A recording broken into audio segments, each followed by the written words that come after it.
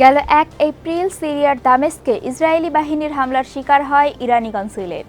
এর জবাবে ১৩ এপ্রিল রাতে ইসরায়েলের বিভিন্ন স্থাপনা লক্ষ্য করে ৩ শতাধিক ক্ষেপণাস্ত্র ও ড্রোন ছুড়ে তেহরান। এর ৭২ ঘন্টার মধ্যে পাল্টা হামলার হুমকি দিয়ে বসে ইসরায়েল। এসব সমীকরণে মিলছে বিশ্বজুড়ে অস্থিরতার ইঙ্গিত। এখন প্রশ্ন উঠেছে, এই সংঘাত দীর্ঘায়িত হলে এর কী প্রভাব পড়বে বিশ্ব অর্থনীতিতে? চলুন জেনে নেই তার কিছুটা। সঙ্গে আছি আমি রুকাইয়া। ইসরায়েল অধ্যুষিত অঞ্চলে ইরানের ক্ষেপণাস্ত্র ও ড্রোন হামলার কিছুক্ষণের মধ্যেই অস্থিরতা ছড়িয়ে পড়ে বৈশ্বিক তেলের বাজারে। শুরুতে দেখা দেয় দামের ঊর্ধ্বমুখী প্রবণতা।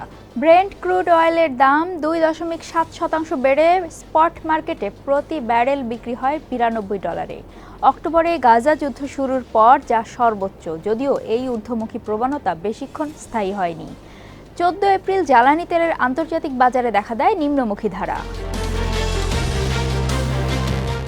২ দিন ধরে জ্বালানি তেলের দাম কমলেও এই প্রবণতা অব্যাহত থাকবে কিনা তা নিয়ে সন্দেহে রয়েছেন বাজার সংশ্লিষ্টরা। বৈশ্বিক পেট্রোলিয়াম শিল্পের অন্যতম অংশীদার লিপো অয়েল অ্যাসোসিয়েটসের প্রেসিডেন্ট অ্যান্ডি লিপো বলেন, ওমান ও ইরানের মধ্যকার সমুদ্রপথ হরমুজ প্রণালীতে উত্তেজনার কারণেই জ্বালানি তেলের বাজারে অস্থিরতা ছড়াচ্ছে।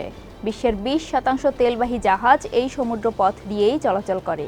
ওপেকভুক্ত দেশ সৌদি আরব, ইরান, সংযুক্ত আরব আমিরাত, কুয়েত ও ইরাক এই পথেই তাদের বেশিরভাগ তেল রপ্তানি করে।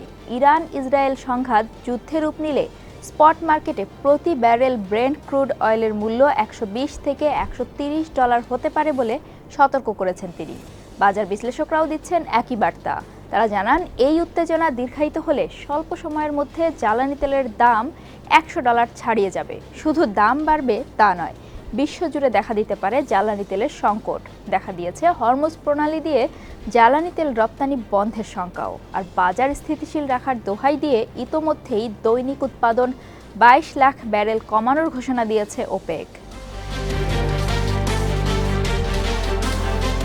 ব্লুমবার্গের হিসাবে ইরান ইসরায়েল দ্বন্দ্ব দীর্ঘায়িত হলে বৈশ্বিক জিডিপি কমবে অন্তত $১ ট্রিলিয়ন। একসঙ্গে বৈশ্বিক প্রবৃদ্ধি এবং মূল্যস্ফীতিতে এর প্রভাব পড়বে বলে সতর্ক করেছেন অর্থনৈতিক বিশ্লেষকরা। ব্লুমবার্গ ইকোনমিক্সের মতে, ইরান ও ইসরায়েলের এই সংঘাতে সবচেয়ে বেশি ক্ষতি হবে বিশ্ব অর্থনীতির। ঊর্ধ্বমুখী হতে পারে শস্যসহ বেশ কিছু খাদ্যপণ্যের দাম। একই সঙ্গে দেখা দিতে পারে সরবরাহ ঘাটতি। শঙ্কা রয়েছে বৈশ্বিক মন্দারও।